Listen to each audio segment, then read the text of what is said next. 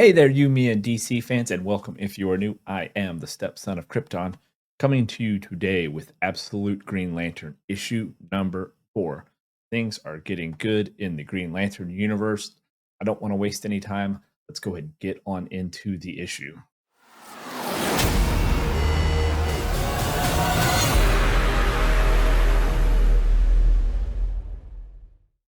All right.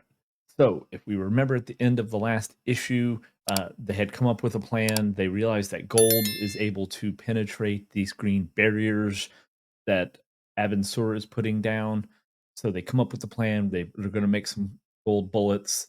The issue here is opening up to how the other issues open up. We got the multiple different tiers of this black circle, and we hear Hal Jordan was made, but penance can be. And Hal interrupts, and he it tells him that he was right. He is always right. And this is similar to what John said to him at the end of the previous issue.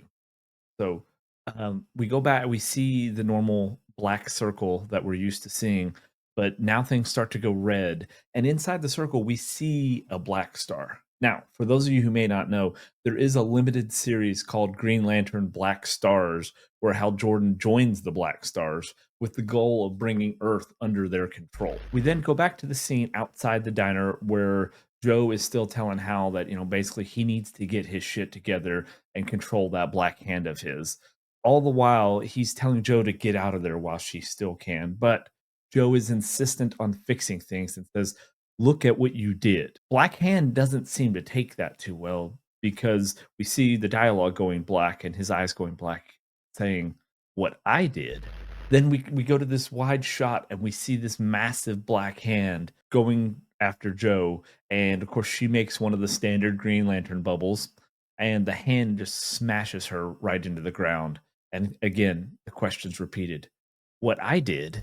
So now we see Hal in this very demonic looking form, and he says, "What happened to Evergreen, Joe?" So obviously it's a Hal slash Black Hand taking over a little bit of control here. He's morphed into this demon. And he's asking Joe. Now, what's kind of interesting is up until this point, it seemed like Hal was responsible for whatever happened in Evergreen, but we're about to learn that might not be the case.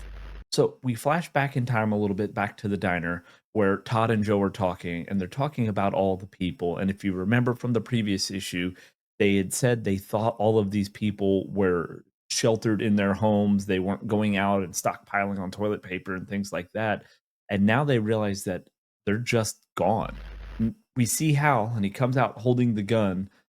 Again, back to the previous issue where they're loading up the gold bullets in the hopes that this will take down Abin Sur. So clearly they're ready for this plan of theirs. So Joe opens up the door and she yells to Abin Sur, saying, "I want to talk to you." Hal gets in place and Joe tells Abin Sur she has questions, to which he says his classic line. So, General Mullen, be without fear. She asks him, "Why did you kill them all?" To which a puzzled Abin Sur, "Them all.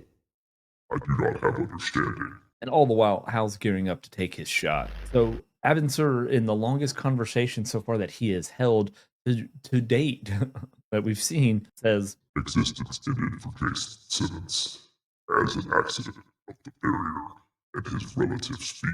He goes on to explain that Rita had died when her chaotic actions caused the death of Patrice, and she was judged. No other existences have ended as a result of this Abin Sur. He then, an annoyed Joe is now reminding him of everything he has done. And again, he says, "So, General Mullen, no other existence has ended as an action of this Abin Sur." He tells her that Guy, John, Abigail, and the other 2,809 existences have not been ended. "They exist in Oa," he says. "They are within the Omega Alpha, the second stage, and judgment remains in progress." He's kind of, if you ask me, he's kind of giving off some Erisham the Judge type vibes. "And I will return for judgment." Hal notices that Abin Sur is actually carrying on a conversation with Joe, So maybe there isn't the need for the gold bullets. Maybe they can end it there. And it did. Joe pleads with Abensur to bring back the people, and he tells her that others must be selected, initiates must be selected to fight against the darkness. And this time he tells Joe, be with fear. Fear Quard. I think I'm saying that right. Don't judge me if not. And we see that the red with the black circle again, and it inside says, fear the weaponers of Quard. Now, quick history, Quard is a planet within the antimatter universe, and the Weaponeers of Quard are most notably responsible for creating the yellow ring of fear that Sinestro uses. Now you have understanding. Judgment is in progress. Which apparently this progress bar is moving as slow as my progress bar used to when I was downloading music from Napster, because it seems like this judgment has been going on for a while. So we go back to current time with Joe and Hal, and Joe tells Hal Abensur was going back up to his unsolid mode, right? He was about to go back up to the big green floating lantern above town, and she reached out for him. She did not have understanding. So as Joe's reaching for him, as he's turning basically back into a green flame energy back up to his ship, she reaches in and she forgot that her hand had her wedding ring on it, which was gold. And for some reason, we get an image of Tomar Ree. Don't know if I'm saying his name correctly. I'm not good with names. You guys know that already. But if you remember from the Green Lantern movie, he was the little birdfish guy that first greets Hal on Oa. But in her doing so and reaching in, we see Abensur, and he's now like screaming out in pain. Joe's wedding ring is now inside Abensur, and it doesn't seem to be going over well. Because if you remember back to the previous issue, it was John was able to throw the gold ring through the barrier that was up over town. Abensur's light is now in Joe. Chaotic action. Anomaly. Abin says. And Joe is now coursing with the green light energy. And then we cut to a sky shot, and we see the big green lantern symbol that has been floating above the town, and its light goes out and it falls from the sky.